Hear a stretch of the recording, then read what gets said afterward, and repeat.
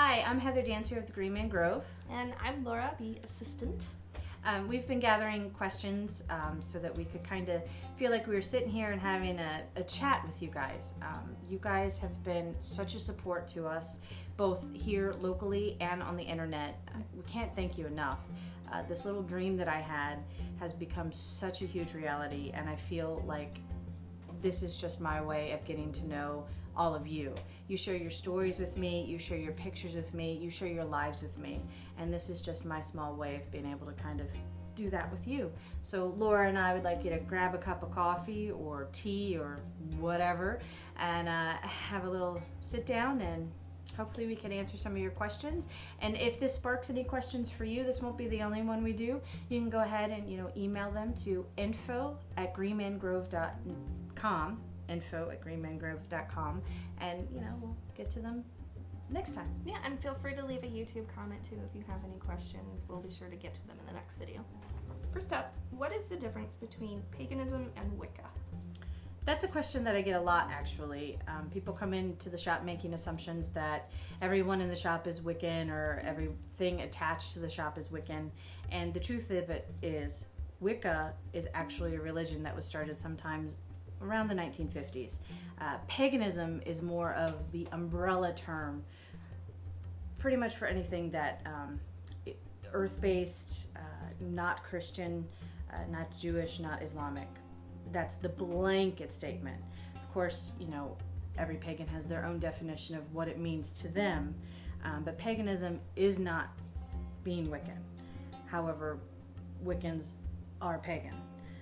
It gets kind of confusing, and it gets kind of nitpicky, but it's kind of like when you look at, say, Christianity. Not all Christians are Catholics, not all Christians are Baptists. There's different sort of doctrines and churches and things that they follow and practices. It's the same thing within pagan religions. There are many different paths that people can take when it comes to paganism. Yeah, Wicca. And then even within Wicca, there are different branches of Wicca. So that's kind of it in a nutshell. What's your go-to essential oil or blend, and how do you use it? My go-to essential oil, when you're talking just straight on essential oil, would be lavender. I will put it in an oil, I'll put it in my lotion. It is just soothing and calming, very relaxing. Yeah. I use it in my diffuser all the time at home. Just about any bath blend or herbal blend that I make, it usually has lavender in it. My go-to blend is handcrafted by someone who I've become very good friends with over at Rita's Spiritual Goods, Mia. I constantly have on a blend of Sugar Skull and Urban Goddess right now. Those are two of the scents that she sells, and you can actually find those on her Etsy site. Not to give her all the props that she deserves, because she is amazing, and so are all of her stuffs. But I kind of feel like I'm out there kicking butt. Being an Urban Goddess with all of my ancestors on my side. Nice. So. Yeah, lavender, I spray lavender all around the house. It's so relaxing. And then I use Rita's oils too. I use rose champa, and I can never pronounce it. The hyacinth, is that how you say it? Hyacinth? Hyacinth? Yes. I can't even say it. But I just do a combo of the two, and I'm just like, I'm just like in a field of flowers. Oh, that's amazing. But yeah, I love her oils. And we sell them here too, but you can definitely get them on Etsy if that interests you. We do. And to piggyback on the hyacinth, I actually, that was one of the very first oils that I ordered from Rita, because she always gives such a great description of all of her products, and one of the things she touched on was grief. And I had lost both of my parents, and grief was just overwhelming. And I found that when I wore it, I could kind of conquer it. I was still sad, but it was almost sad in a different way. It was sad in a way that I could handle. It wasn't overwhelming, and it really got me through. That's good. Yeah, I actually got it because it said it would help with nightmares. Yes. And it totally does. And yes. I struggle.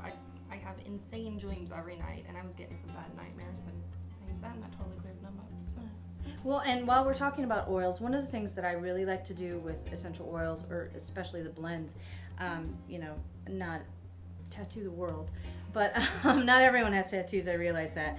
I am a very sentimental kind of a gal, so I have plenty of tattoos, and every one of them has a story.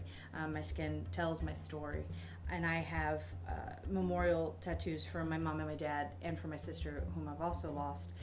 They are actually their signatures, and that's where I put the hyacinth or the sugar skull every day. I put mine on my son's. Yeah, on the tattoos. A side note is they stay nice and fresh. It keeps them moisturized, so it's a win-win, smell good kind of situation. Highly recommend essential oils. Yes. And it lasts better, and it just feels cleaner than perfumes. Yes. It doesn't make you go strong. Absolutely. It's calming. It's nice. And people have fewer reactions. Like, I cannot handle perfumes, but I can pretty much tolerate any essential oil, even the perfumey blends, like the more floral notes. It's just a lot more pure. Absolutely. Do you shower with your crystals to cleanse them? Or, you know, I've heard of people adding them to bath water. Right. Do you do any of that? I can't say that I've actually showered with my crystals, but I have taken plenty of baths with them. Yeah.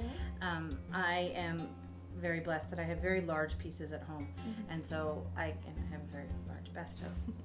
Nice. So I can actually put them all around the bottom, and I can actually take sort of like a crystal bath. It's I would amazing. be on top of my crystals if I did that. I would just be like, ow, ow. I know, but you know, to take like just tumbles and just fill the bottom of the tub would be amazing. Nice. I think. I don't know. Showering with the crystal is fine. It's not going to hurt it. There are certain crystals you should never get wet. Anything porous, like selenite, for example, it does not like to be wet at all. So it is not one that you'd want to shower, bathe, or even cleanse with water. That you'd want to do definitely with the light, the earth. Yeah. But you know, have at it. Yeah. Well, my earrings are crystals, and when I shower, I just make sure they get nice and wet, and that's how I cleanse mine, because I wear them all the time. So Nice. it's just an easy way to get them cleansed. So. Absolutely. So how do you work with the energy of the moon, like new moons, full moons? Do you do anything with that kind of stuff? I absolutely do. I tend to work with all of it. I keep very mindful, and it's funny. People come into the shop and they have questions, and they ask them, and I constantly feel like the 10th grader in the algebra test with no clothes on. Like, I have that constant deer in headlights. But I'm very honest about that, and I tell people, like, hold on, let me help you, I'll look it up.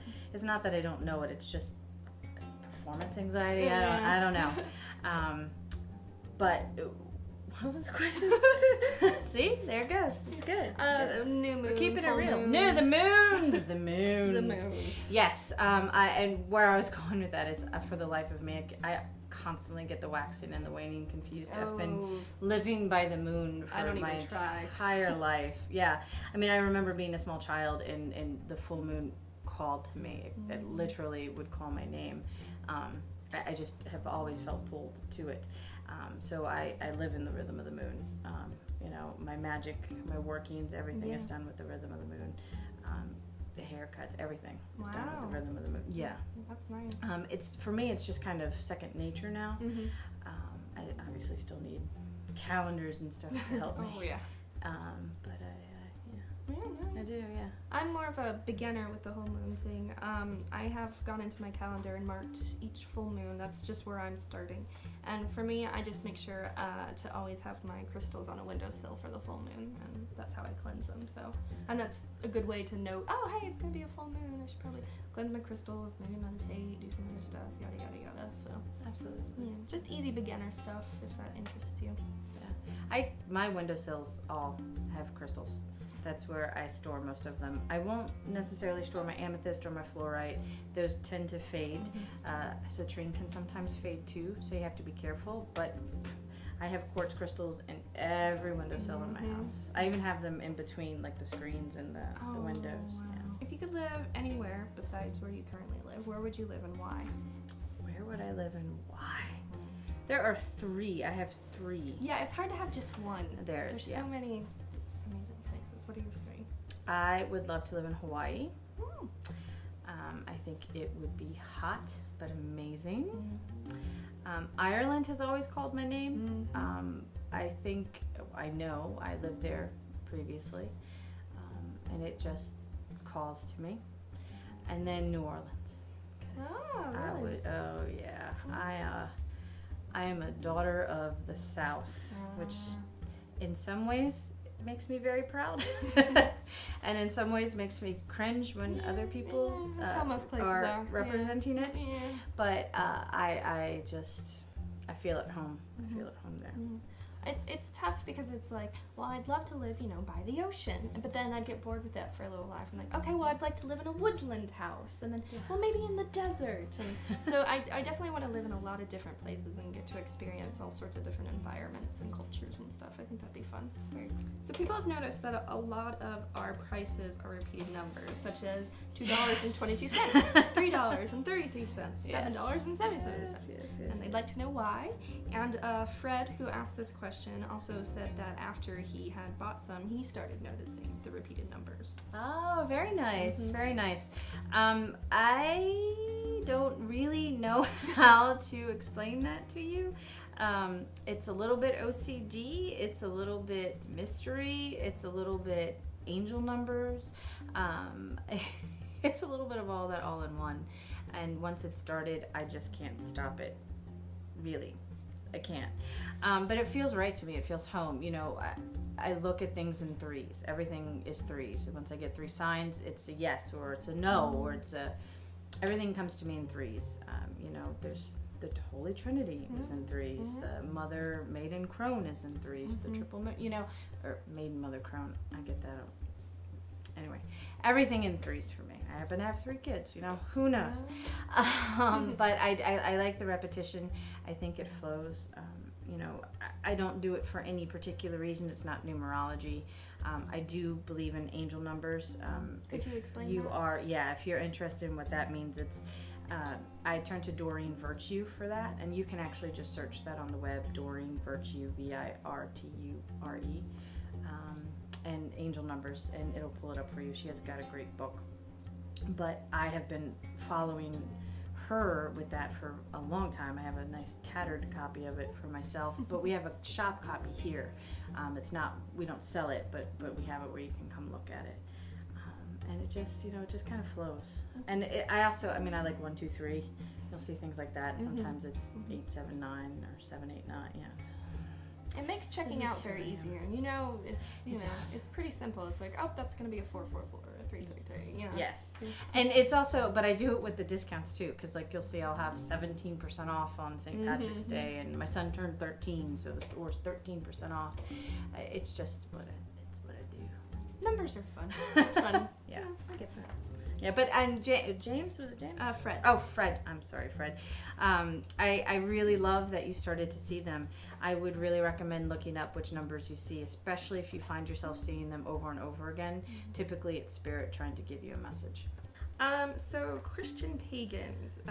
Someone would like to know if you know of any good websites and books on the subject. What exactly is a Christian pagan? Christian pagan is sort of a new term. And this is also where I'm going to take a second to say I'm no expert. I'm learning from life. I have been studying metaphysical things since I was probably 9 years old.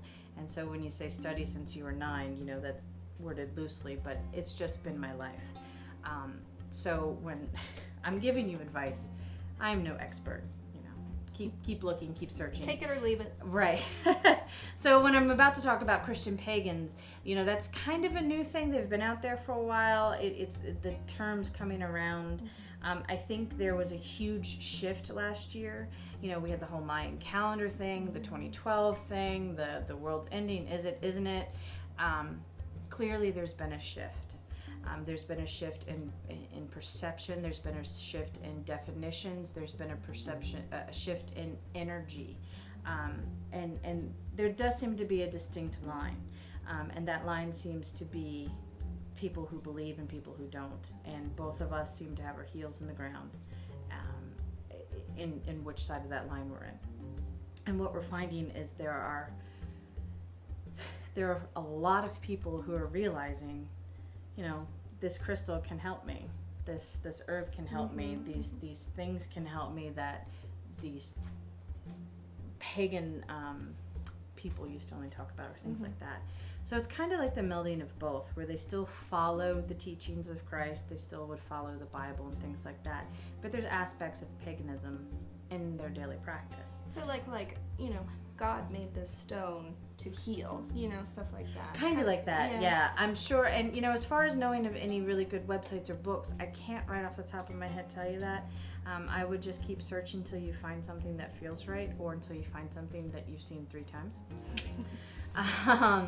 But when people come into the shop, because we get all kinds at the shop, and it's wonderful that we get a wide variety of people, and we get people that come in that see nothing but the stones and are coming for healing, and they come from all different walks of life. We get people that see nothing but the incense because they just want to stink pretty. We get people that come in that know all about the juju, all about the gree-gree, and I'm still learning from them. Every once in a while we get the people that are completely blind to what they're not coming in for. I think that's a wonderful thing that we do. While I would love for everyone to hold hands, sing kumbaya, and live in a peaceful world, sometimes we're not there.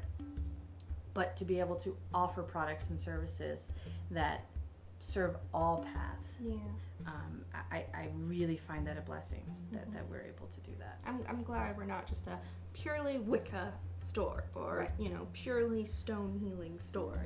We let you pick. We give you a choice. Right, because we're not, and there have been some comments on the Facebook. Yes, I said the Facebook.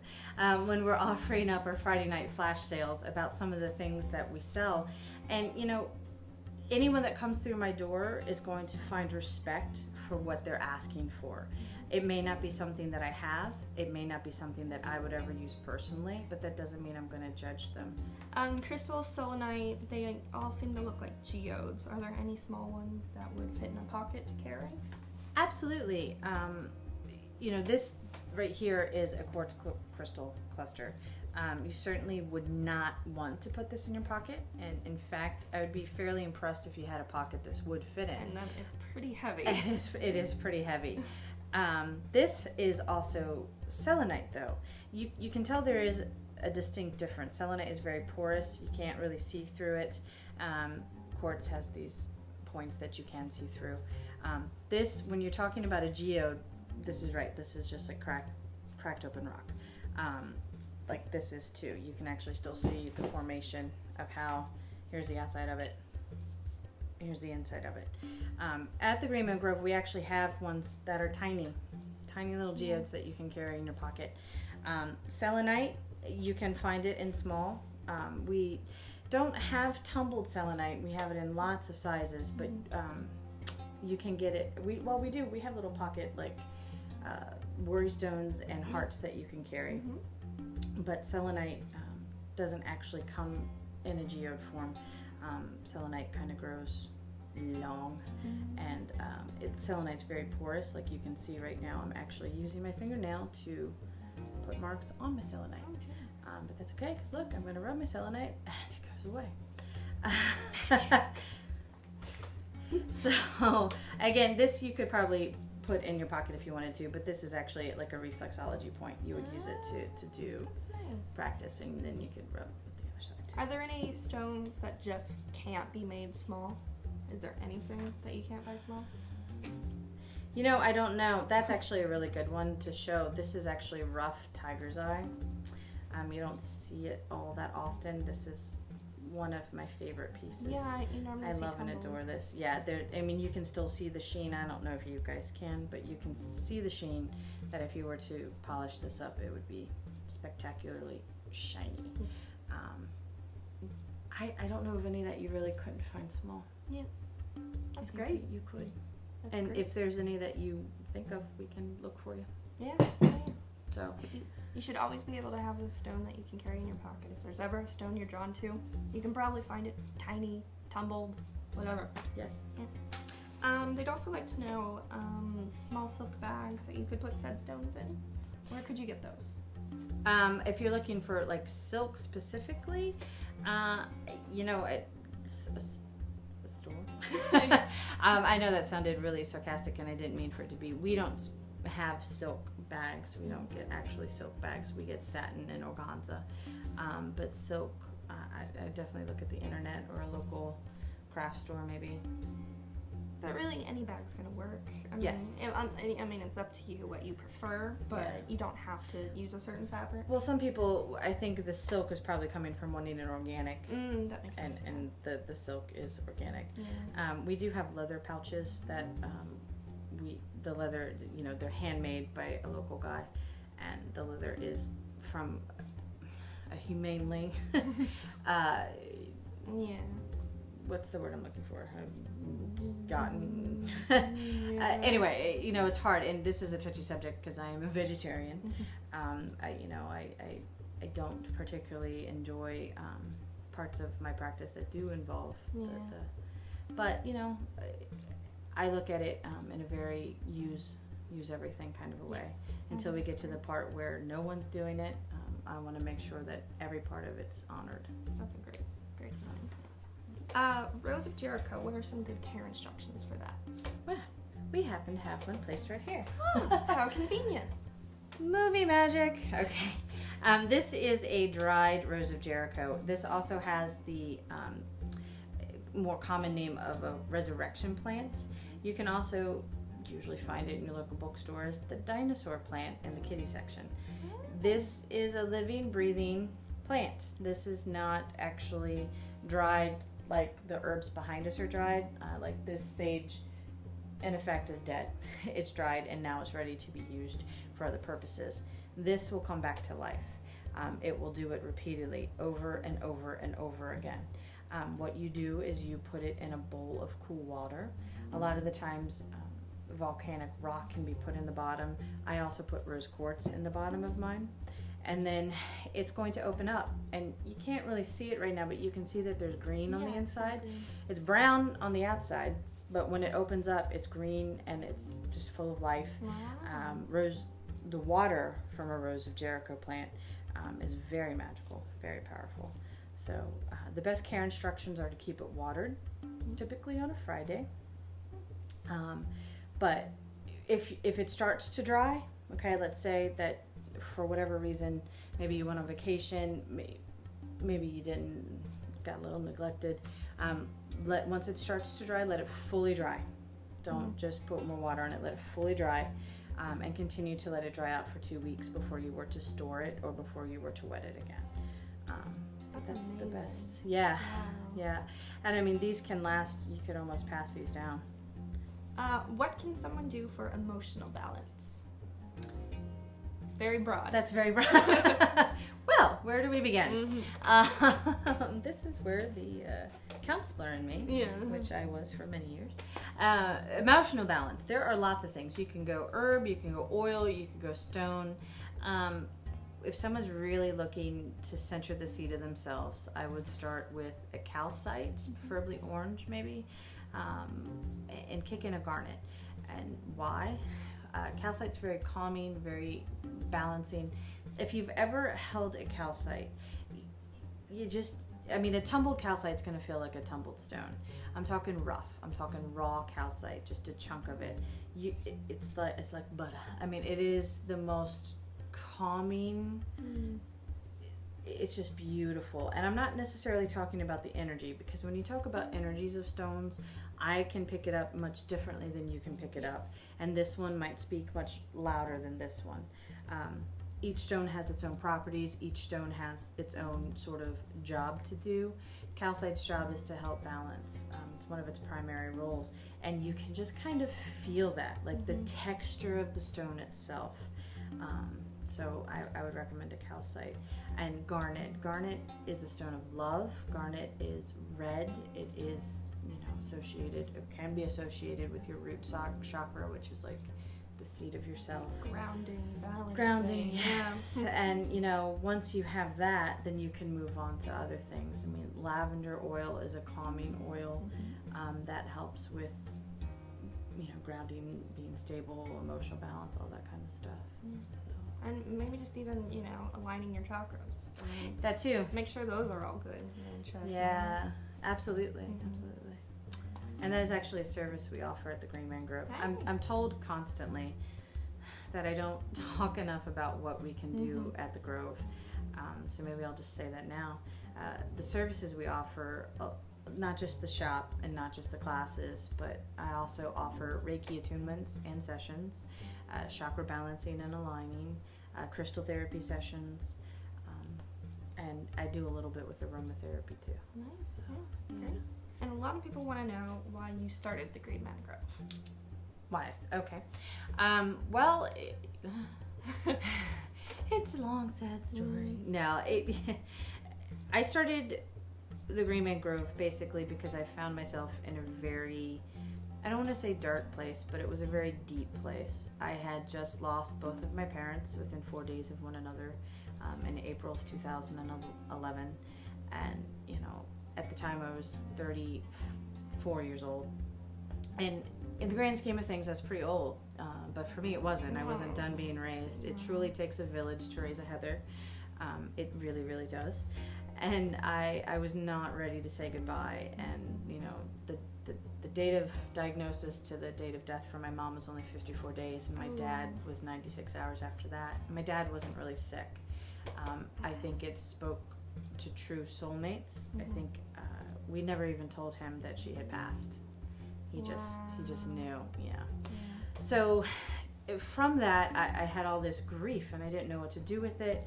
I had taken off work. I had been working as a counselor with kids with emotional disturbances, with intellectual disabilities, with mental health diagnoses, in homes and in the school system. It was hard. We had just adopted our 3 children after a very long struggle. We adopted them through foster care. So there was just a lot on my plate all at the same time.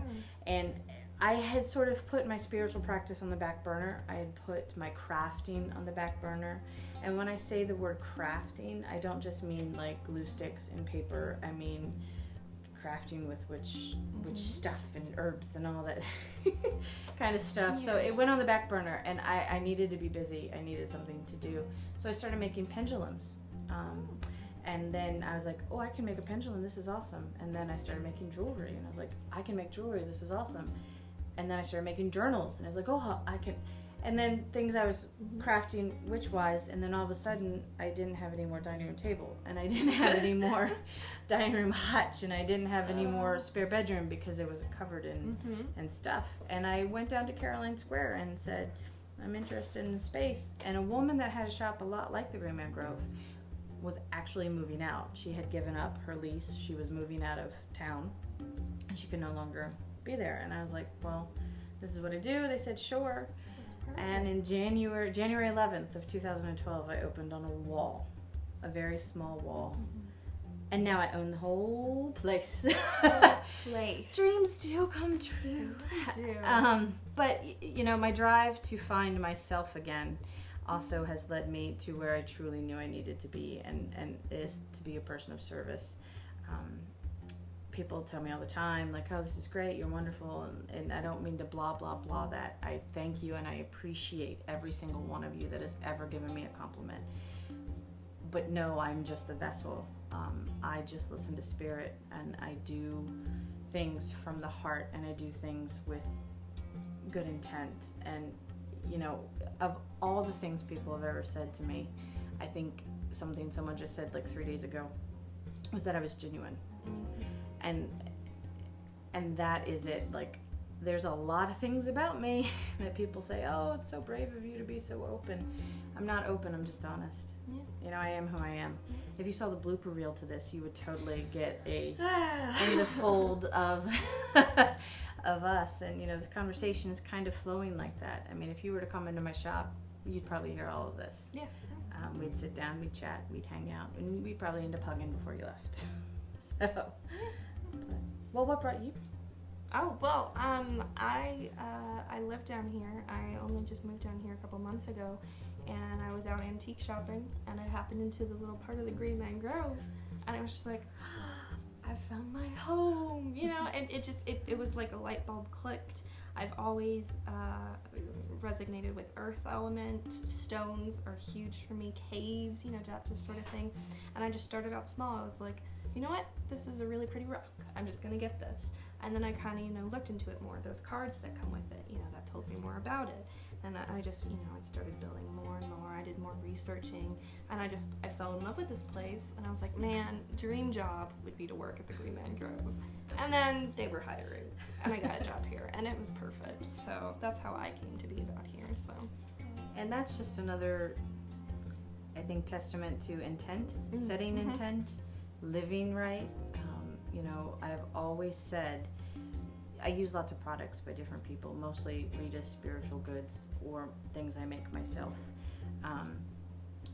It's part that, it's part strong faith and belief, offering and thanking my higher powers, and then hard work. Again, in threes. Yeah, there you go. The right tools, the right frame of mind, and the right offerings, and then the and we just had a class on prosperity and abundance, and we talked about how the negative thinking isn't really going to get you anywhere. The thinking like, I don't have this job, I want, it's like, when I get this job, just that kind of thing. Right. Positive thinking, it'll get you places. It really will. I mean, in that class, I said we each could make a laundry list of the reasons why we don't want to get out of bed in the morning. And we would all be justified in that. And we'd all be justified in crawling under our sheets and never getting out of bed again. Life is going to bring us things that aren't good. It's not about avoiding the bad. It's not about why do bad things happen to good people, or how can I get the bad things to not happen to me. It's about how do you react once something has gone wrong. Most of my family's gone. I don't really have any family left, except for my uncles and the family that I've created. I don't have good relationships with my siblings, so it is what it is. And I could be bummed about that, or I could create a sisterhood around me, and that's what I've done. And how are you going to react? How are you going to react when something bad comes your way? Next time, just try understanding that it's going to get better, because it will get better, and just move towards that. Just see. Thank you for joining us with this little coffee, tea, whatever, chit chat. Again, you can send your questions to info@greenmangrove.com. You can Facebook us. You can YouTube us. Leave comments in the YouTube. YouTube, and we're on the Tumblr too. Yes, the Tumblr. With an E. Yes. One way or the All other. right, I run the Tumblr. She runs the Tumblr. I run Tumblr. Yes. Yeah. No. We tweet. We tweet at Green Man Grove. You can follow there us. you go. So really, search for the Green Man Grove. You're probably going to find us on some social media device. And on any of those, feel free to leave us any questions you have, or comments, or anything you'd like us to discuss in the future, or videos you'd like to see. We're very open to ideas. We are. Yes. So thanks so much for watching. Thanks, guys. Bye.